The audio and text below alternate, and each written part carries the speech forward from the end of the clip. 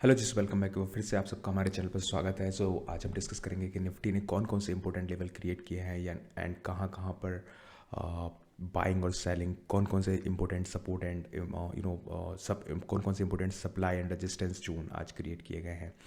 We will be also discussing about कि निफ्टी ने यहाँ पर एफ आई डी आई के डेटा क्या बयान करता है, फ्राइडे को कौन कौन सी इंपॉर्टेंट चीज़ें हो सकती हैं। Then we will be discussing about open interest का data and we will be also talking about Buffett indicator, किस प्रकार से चीज़ें यहाँ पर मूव हुई हैं पिछले कुछ दिनों में एंड कुछ इंपॉर्टेंट न्यूज़ जो कि फ्राइडे के मार्केट को के लिए बहुत इंपॉर्टेंट हो सकती है।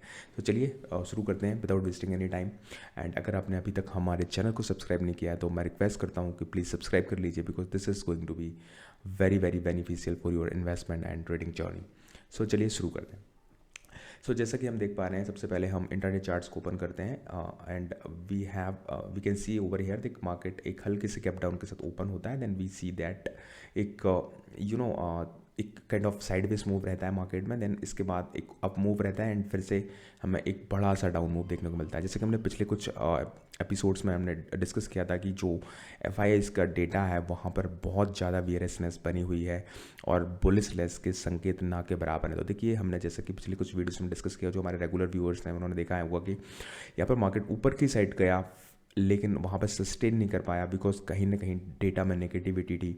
और हमने पिछले सेशंस में लगातार बोला है कि मार्केट डेफिनेटली क्रैश कर सकता है किसी भी वक्त, बिकॉज जो डेटा सेट है बहुत ज़्यादा नेगेटिव है। अभी हम आगे के सेक्शन में देखेंगे कि फ्राइडे के लिए क्या डेटा डेवलप हुआ है और क्या कहीं पर कोई सपोर्ट जोन क्रिएट हो रहे हैं, बिकॉज काफ़ी लंबी यहाँ पर सेलिंग देखने को मिल गई है। सॉरी गाइस, मेरा थोड़ा सा गला ख़राब है तो बहुत तेज़ आवाज़ आपको नहीं आ रही है। I am really sorry about that. यहाँ पर एक बार फिर से मैं बताना चाहूँगा कि यहाँ पर मार्केट जहाँ पर ओपन हुआ वहीं पर लगभग क्लोज हुआ। बहुत ही almost flattest kind of move था आज की अगर हम बात करें। यहाँ पर आपको दिख रहा होगा कि 0.22% का तो वो कल की क्लोजिंग के बेसिस पर है, बट अगर हम आज की ओपनिंग से बात करें तो काइंड ऑफ वहीं के वहीं मार्केट क्लोज होगा, लेकिन बहुत सारी वॉलेटिलिटी हमको देखने को मिली। चलते हैं हम एक बार डेली चार्ट्स को देख लेते हैं कि वहाँ पर क्या हाल चाल है। डेली चार्ट्स की अगर मैं बात करूँगा एक बार फिर से, तो यहाँ पर आप देख सकते हैं कि एक बहुत अच्छा, अगर आप गौर से देखेंगे तो यहाँ पर एक अच्छा खासा एक सपोर्ट बनता हुआ नज़र आ रहा है। यहाँ पर आपको 100 डे मूविंग है, जो ब्लू लाइन दिख रही होगी 100 डे मूविंग एवरेज पे आपको एक अच्छा सा सपोर्ट दिखता हुआ बनता हुआ दिखाई दे रहा है। एक अच्छा संकेत है मार्केट के लिए, बिकॉज बजट डे आने वाला है और यहाँ पर एक सपोर्ट लेना जरूरी है, क्योंकि अगर यहाँ से भी मार्केट नीचे जाता है तो फिर नीचे 25,200 तक के लेवल, जो कि 200 डेज का मूविंग एवरेज है, वहाँ तक हमको देखने को मिल सकते हैं। और अगर उसको भी ब्रेक करता है तो यहाँ पर 24,500 तक के लेवल हमको कुछ दिनों में देखने को मिल सकते हैं। बट आई गेस यहाँ पर एक अच्छा सपोर्ट, देखिए लगातार 4 दिन से मार्केट इसके नीचे क्लोजिंग नहीं दे पा रहा है। अभी हम देख लेते हैं कि यहाँ पर आने वाले दिनों में, आई मीन फ्राइडे की अगर हम बात करें तो मार्केट कैसे मूव कर सकता है। सबसे पहले हम ग्लोबल मार्केट को देख लेते हैं। अमेरिकन मार्केट्स की अगर हम बात करें तो देखिए यहाँ पर अच्छा खासा यहाँ पर नेगेटिव मूव देखने को मिल रहा है। डाउ जोन्स भी नेगेटिव है, नेस्डैक जो कि टेक हैवी इंडेक्स है वो भी काफ़ी ज़्यादा यहाँ पर हमको नेगेटिव दिखाई दे रहा है। और एशिया पैसिफिक स्टॉक्स की बात करें तो यहाँ पर थोड़ी सी पॉजिटिविटी है, but not much of that. Nikki 225 जो कि जापान का इंडेक्स है, थोड़ा सा पॉजिटिव दिखाई दे रहा है और यहाँ पर काफ़ी अलग तरीके से बिहेव किया है इस इंडेक्स ने पिछले कुछ टाइम में। We can override this index. अगर यूरोपियन इंडेक्स की बात करें तो यहाँ पर काइंड ऑफ लाइक एडेसिकल मूव हमको देखने को मिल रहा है, फ्लैट मूव है। We can not predict anything on the basis of that. अभी हम यहाँ पर देख लेते हैं कि एफ आई का डेटा क्या कह रहा है। एफ आई के डेटा में थोड़ा सा चेंजेस है यहाँ पर हम देख सकते हैं। अगर ऑप्शंस की बात करें तो बियरनेस अभी भी बनी हुई है, कॉल्स सोल्ड हुए हैं, बट यहाँ पर अच्छी बात यह है कि पुट भी सोल्ड किए गए हैं थोड़े से। हालांकि बहुत ज़्यादा वॉल्यूम नहीं है, बट थोड़े से पुट यहाँ पर सोल्ड किए गए हैं।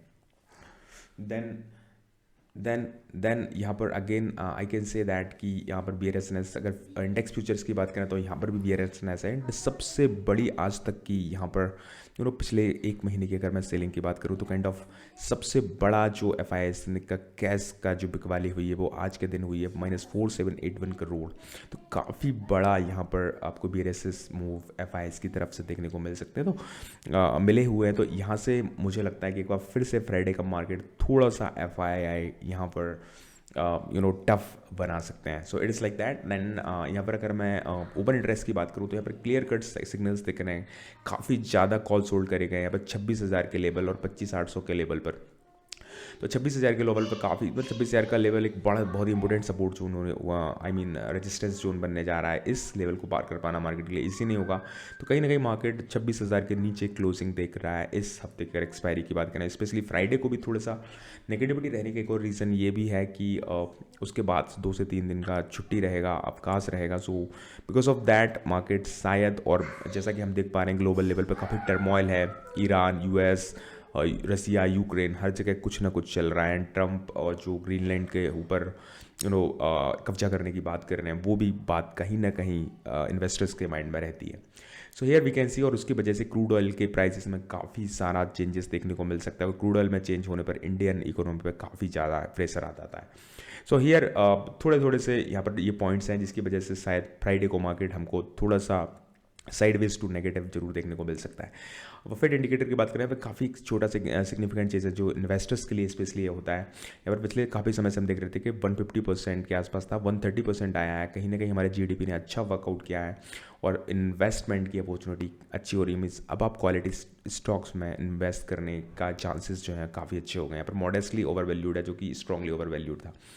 यूएस ट्रेजरी बॉन्ड की बात करें तो यहाँ पर बहुत ज़्यादा चेंजेस नहीं है, जहाँ की तहाँ ट्रेड कर रहा है। Then we will be discussing about कि क्या कोई इंपॉर्टेंट न्यूज़ है।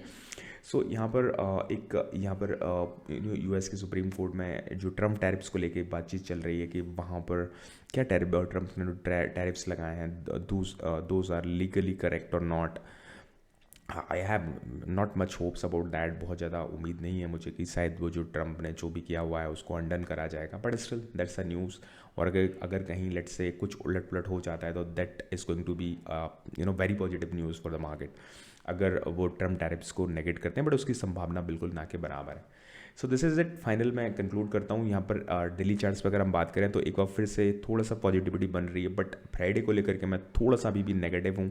सो अगर हम स्पेसिफिकली बात करें तो मार्केट जो है अगर ये चारों मूविंग एवरेज के जब तक नीचे रहता है तब तक शायद हम बाइंग की बात नहीं करेंगे, और ऊपर जाने पे भी कॉशियस रहेंगे। मुझे लगता है इस लेवल के ऊपर अगर 25,800 के लेवल के ऊपर मार्केट जाता है और कम से कम 1 घंटे सस्टेन करना है, then only we will be thinking about buying the market. And specially अगर फ्राइडे की बात करूँ तो मुझे लगता है कि bearish sideways to bearish market रहने वाला है, लेकिन उम्मीद करता हूँ कि शायद 25,500 के नीचे मार्केट नहीं जाएगा, क्योंकि अगर उसके नीचे क्लोजिंग आती है तो फिर एक बहुत बड़ा नेगेटिव मूव हमें आगे चल के देखने को मिल सकता है।